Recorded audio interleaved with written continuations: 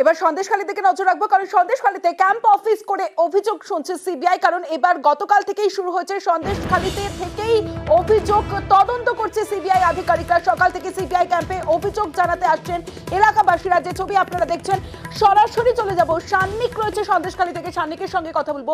সান্নিক, যে বিষয়টা জানতে চাইবো, যে গতকাল থেকে সিবিআই এর ক্যাম্প এবং সেখানে একাধিক অভিযোগ জমা পড়ছে, সব থেকে বেশি অভিযোগ কোন ক্ষেত্রে জমা পড়ছে?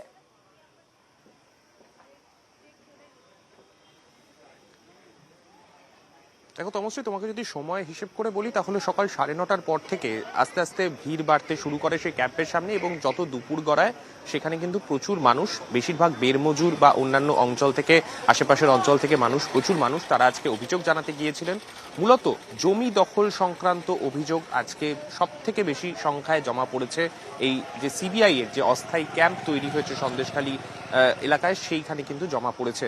ধামাখালী বাস স্ট্যান্ডের একদম কাছেই একটি বিল্ডিং এ, সেখানে সন্দেশখালীতে এই গোটা যে বিষয়গুলো রয়েছে তার মধ্যে সন্দেশখালীর অন্তর্গত যা যা ঘটনায় এর আগে এফআইআর জমা পড়েছে সেই সমস্ত বিষয় সিবিআই এর কাছে, সিবিআই এর যে অস্থায়ী ক্যাম্প রয়েছে সেখানে গিয়ে অভিযোগ জানাতে পারবেন স্থানীয়রা। সেই মতো বিভিন্ন জায়গায় বলা হয়েছিল, এবং সেই মতো আজকে আমরা যে ছবি দেখতে পেলাম, বিজেপি নেত্রীরা, তারপর অ্যাডভোকেট প্রিয়াঙ্কা টিব্রেওয়াল, তারাও প্রচুর মানুষকে, বেরমজুর সহ বিভিন্ন অঞ্চল থেকে তারা নিয়ে গিয়েছিলেন সেখানে, যাদের জমি সংক্রান্ত অভিযোগ রয়েছে, যাদের মলেস্টেশন সংক্রান্ত অভিযোগ রয়েছে, নিয়ে গিয়েছিলেন। জমি সংক্রান্ত অভিযোগ প্রচুর সংখ্যায় কিন্তু ইতিমধ্যেই জমা পড়েছে, প্রায় 80টিরও বেশি অভিযোগ আজকে একই দিনে কিন্তু জমা পড়েছে। এখনো পর্যন্ত কিন্তু তেমনটাই খবর সিবিআই সূত্রে। এবং যে জায়গায় এই ক্যাম্প অফিসটি হয়েছে সেই অঞ্চলে কিন্তু আশেপাশের যারা মানুষ, তারা এর আগেও, যে তোমার মনে থাকবে যখন সরকারি তরফে যে ক্যাম্প করা হয়েছিল, তারা সেখানেও কিন্তু অভিযোগ জানিয়েছিলেন। তারা কিন্তু যাতে কোনো রকম ভাবে তারা যে কোনো মূল্যে তারা তাদের সুরাহা চান, এবং যে জমি তাদের দখল হয়ে রয়েছে দীর্ঘ 2 বছর 3 বছর, কারো আরো বেশি সময় ধরে, তারা তাদের জমি ফেরত চান, এবং সেক্ষেত্রে সিবিআই যদি হস্তক্ষেপ করে, সেই কারণে সেই আশা নিয়ে তারা কিন্তু আজকে গিয়েছিলেন সেই অস্থায়ী ক্যাম্পে। এবং দ্বিতীয় দিন, কালকের থেকেও আজকে কিন্তু উল্লেখযোগ্যভাবে প্রচুর মানুষ, তাদের ভিড় কিন্তু আজকে চোখে পড়েছে ধামাখালী বাস স্ট্যান্ডের পাশে যে সিবিআই এর অস্থায়ী ক্যাম্প হয়েছে সেখানে। তপশ্রী, বেশ সান্নিক। আমি এখানে সিবিআই ক্যাম্প হয়েছে, এখানে আমার জমি নিয়ে নিয়েছে, আমার বাবার জমি, বাবার ঠাকুরদাদের জমি ছিল। শাহজাহানের অনুগামীরা বিগত 1 বছর আগে জমিটা দখল করে অভিযোগ করেছি। ওরা নিয়েছে জমা আমার, ওনারা বললেন ওনারা অভিযোগ নিয়েছেন, ওনারা বলছে যাবে। 2014 সালে ফেরিঘাট নেওয়া হয়েছিল বিনা রায় অধিকারীর নামে। সেই ফেরিঘাটের পজিশন জেলা পরিষদ বিনা রায় অধিকারীকে দিতে পারেনি। বিডিও অফিস, থানা সব জায়গায় জানানোর পরেও তারা কোনো অ্যাকশান নেয়নি। এখনও যাবৎ কে ঘাট চালাচ্ছে তাও আমি জানি না। আমার এই 10 বছর ধরে মানি সেখানে পড়ে আছে 10 লাখ টাকা। সেই আমি অর্থটা যাতে ফেরত পাই তার জন্য আবেদন করতে এসেছি। যদি অর্থ না পাই, ঘাট পজিশন যেন পাই, তার জন্য আবেদন দিতে এসেছি সিবিআই দপ্তর। আমি একটা ফিশারি বা ভেরি করতাম, 182 বিঘা ফিশারি। সেই ফিশারি দখল করেছে শাহজাহান ঘনিষ্ঠ দুষ্কৃতীরা, আরশাদ মোল্লা। 1 বছর হয়েছে 2023 সালে ভোট পরবর্তী হিংসার পর, পঞ্চায়েত ভোট। থানায় ক্যাম্পে অভিযোগপত্র দেওয়ার পরে বলেছিল যে আমি কাজ করব, কিন্তু আজ পর্যন্ত সেই জলকারে মাছ বেচাকেনা সেই দুষ্কৃতীরাই করছে, আমাকে সেই জায়গায় যেতে দিচ্ছে না। সন্দেশখালী নিয়ে নোংরা রাজনীতি বিজেপির। সন্দেশখালীর মহিলাদের অসম্মান করা হয়েছে না জানিয়ে অভিযোগ লেখানো হয়েছে। সন্দেশখালী নিয়ে বিজেপিকে আক্রমণ করেছেন তৃণমূল সুপ্রিমো মমতা বন্দ্যোপাধ্যায়। সন্দেশখালীর মা বোনেরা নয়, দুটো ভিক্ষে দিয়েছেন, তাদের জানতে দেননি তাদের হাত দিয়ে কি লিখিয়েছেন। লজ্জা করে না? মহিলাদের কলঙ্ক বিজেপি, সন্দেশখালীর যে কলঙ্ক আজীবন মানুষ মনে রাখবে। এরা চক্রান্ত করে। অধীরের পাশে নেই কংগ্রেস। মমতা ইস্যুতে অধীরের পাশে নেই কংগ্রেস। মমতার সরকার সমর্থনের বক্তব্য স্বাগত খার্গের। অধীরের বিরূপ মন্তব্যে কড়া বার্তা কংগ্রেস হাইকমান্ডের। ইন্ডিয়া নিয়ে মন্তব্য মাল্লিকার্জুন খার্গের। ममता बनर्जी ने कहा कि इंडिया गाड़ी की सरकार बनती है तो वो आउटसाइड सपोर्ट देंगी। इस पे कांग्रेस लीडर अधीर रंजन ने कहा कि वो ममता पर भरोसा नहीं करते, आगे जाकर वो बीजेपी के भी साथ जा सकती हैं। खड़गे सर, आपका जवाब। ममता जी पहले तो उन्होंने ये कहा कि हम बाहर से सपोर्ट करते हैं। ये पहले से भी हुआ, बहुत से पार्टियां बाहर से सपोर्ट करते आते हैं। जैसा कि यूपीए गवर्नमेंट था पहले तो 2004 में तो बाहर से सपोर्ट कर रहे थे कम्युनिस्ट। अब उन्होंने ये कहा है, लेकिन रिसेंटली और एक स्टेटमेंट उनका आया है कि अगर सरकार बनती है तो सरकार में हम शामिल हो जाएंगे। तो नेचुरली वो गठबंधन के साथ है, ये स्पष्ट है। अब रही बात अधीर रंजन चौधरी की, अधीर रंजन चौधरी निर्णय लेने वाले नहीं, निर्णय लेने वाले हम हैं, कांग्रेस पार्टी है, हाईकमांड है, इसीलिए वो हम जो निर्णय लेंगे वही सही होगा। सर क्योंकि उनका व्यू अलाइन नहीं हो रहा है पार्टी लाइन के साथ।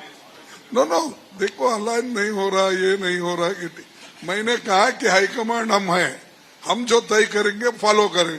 अगर कोई फॉलो नहीं करता तो वो बाहर जाएगा। পরিস্থিতি বুঝে কৌশলী অধীর, ব্যক্তিগত নয় নৈতিক বিরোধিতা। খার্গের বার্তার পর মন্তব্য অধীর রঞ্জন চৌধুরীর। আমার বিরোধিতা নৈতিক বিরোধিতা। কংগ্রেসকে কেউ খতম করবে, আমি তাকে খাতির করবো, তা তো হতে পারে না। আমার বিরোধিতার মধ্যে কোনো ব্যক্তিগত বিদ্বেষ নেই। আমার বিরোধিতা পশ্চিমবঙ্গে আমার পার্টিকে রক্ষা করার জন্য লড়াই। এই লড়াই আমি কোনোভাবেই থামাতে পারি না, কারণ আমি পার্টির একজন ফুট সোলজার। অধীর চৌধুরীকে মল্লিকার্জুন খার্গের কড়া বার্তার পরেই ফের জোট সওয়াল মমতা বন্দ্যোপাধ্যায়ের। বাংলায় নয় তবে কেন্দ্রীয় স্তরে ইন্ডিয়াতেই তৃণমূল ফের ব্যাখ্যা জোড়াফুল সুপ্রিমোর। ভয় পেয়েই সংবিধানে দেশের নাম বদল, নাম নিয়ে তো মোদীকেও। বাংলায় কিন্তু কোনো জোট নেই। কংগ্রেস বিজেপি সিপিএম এর মহাঘোট আছে, কিন্তু আমি ন্যাশনাল লেভেলে ইন্ডিয়া জোটের সাথে আছি এবং ইন্ডিয়াটা আমারই দেওয়া নাম, যার জন্য মোদীবাবু সংবিধানের ওখান থেকে ইন্ডিয়াটা তুলেই দিল। আর আগামী দিন যদি ক্ষমতায় আসে ইন্ডিয়া কনস্টিটিউশনই থাকবে না। আমি আপনাদের বলি, ইন্ডিয়া জোট ক্ষমতায় আসছে, আমরা এনআরসি তুলে দেবো, আমরা ক্যা তুলে দেবো, আমরা ইউনিফর্ম সিভিল কোড তুলে দেবো, আমরা ইনকাম ট্যাক্সের ওপর অত্যাচার তুলে দেবো, ইডির অত্যাচার তুলে দেবো, সিবিআই এর অত্যাচার তুলে দেবো। এবার বাংলায় বুলডোজার নিদান। অবৈধ নির্মাণ নিয়ে বিজেপি প্রার্থীর মন্তব্যে বিতর্ক। বিজেপি ক্ষমতায় এলে বুলডোজারের হুঁশিয়ারি।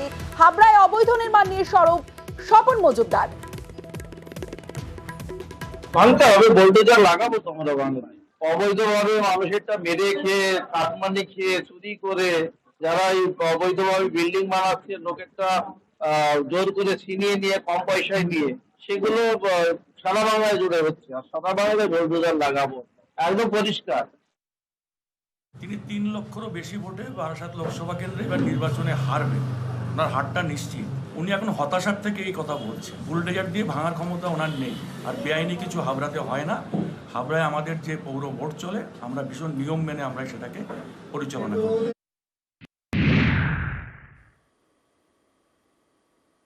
ভুয়ো শিক্ষকের রিপোর্ট তলব। আগে আমরা দেখিয়েছিলাম ভুয়ো সার্টিফিকেট দিয়ে প্রধান শিক্ষক বাগুইয়াটির জেন মন্ডল স্কুলে। অভিযোগ পেয়ে তদন্তে মধ্যশিক্ষা পর্ষদ। স্কুলে গিয়ে খোঁজ খবর ডিআই অফিসের 2 আধিকারিকের।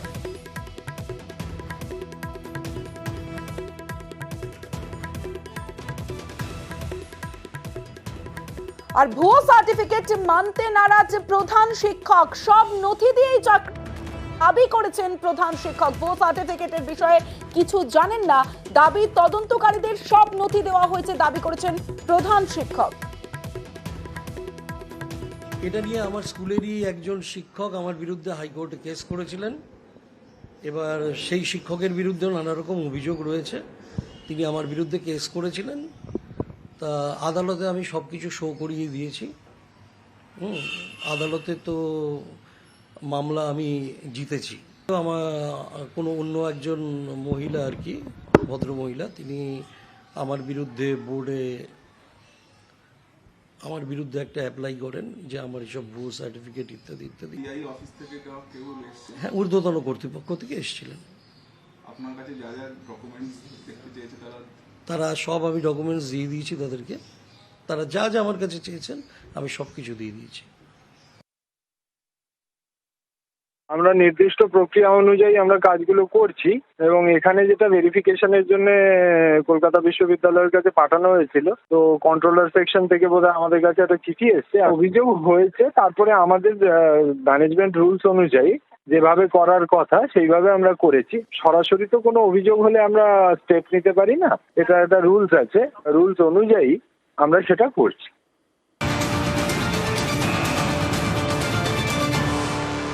নিউজ 18 বাংলায় এই খবর আমরাই দেখেছিলাম। আর নিউজ 18 বাংলার খবরের জের ভুয়ো প্রধান শিক্ষকের নজর স্কুল শিক্ষা দপ্তরের।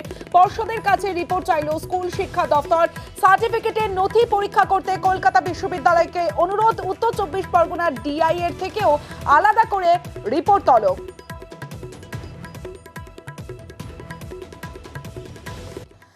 জেলা থেকে সরাসরিতে এবার আবহাওয়ার খবরের দিকে নজর রাখতেই হবে, কারণ কলকাতায় স্বস্তির বৃষ্টি।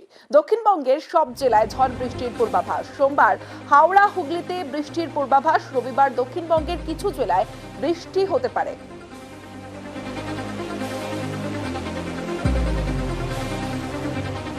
19 তারিখে সাউথ বেঙ্গলে বেশ কয়েকটি জেলা, পুরুলিয়া, ঝাড়গ্রাম, হাওড়া, হুগলি এবং কলকাতা, এই কয়েকটি জেলা বাদ দিয়ে অন্য জেলাগুলিতে আইসোলেটেড রেনফল হওয়ার সম্ভাবনা আছে। নর্থ বেঙ্গলে হেভি রেনের সতর্কবার্তা। নর্থ বেঙ্গলের 5টি নর্দার্ন মোস্ট ডিস্ট্রিক্টেই হেভি রেনফলের সতর্কবার্তা দেওয়া আছে।